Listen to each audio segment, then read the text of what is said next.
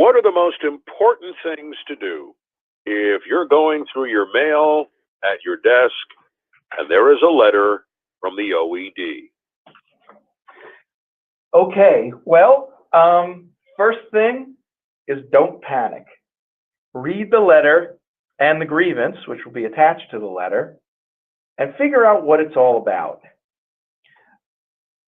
I guess another important thing is don't ignore the letter.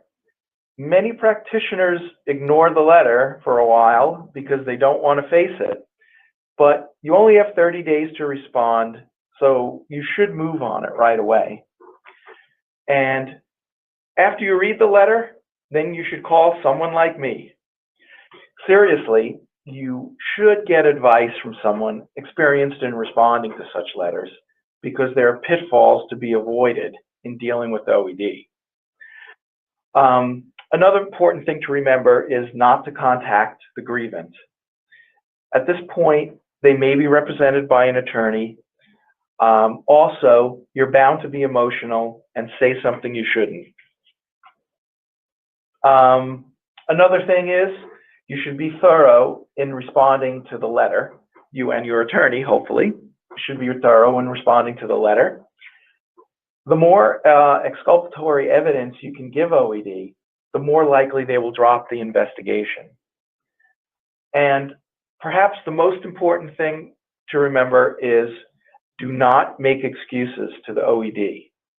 Admit the facts that can't be avoided, and hopefully you can show remorse and/or show that you remedied the problem that caused the grievance. As we've seen in a couple of cases that I talked about today, the OED is very responsive to that.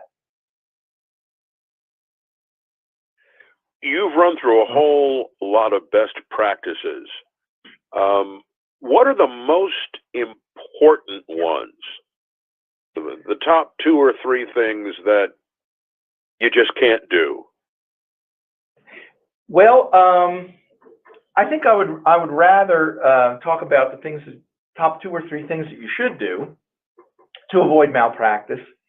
I guess generally for all patent attorneys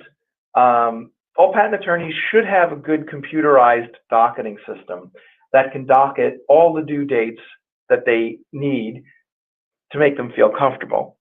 And as with a lot of new technology, docketing systems do not have to be expensive. There are many options. Besides having an in-house docketing system, you can also now contract, basically outsource docketing, and you can also buy or lease a system which is actually quite affordable for smaller practitioners, solo practitioners, or smaller firms.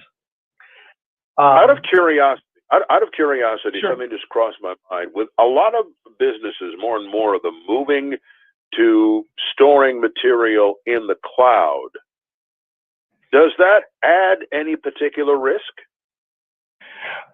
Well, I would say for docketing systems, definitely not, because the docketing systems that are cloud-based are extremely secure, and they're pretty much all that I know of run by very reputable people.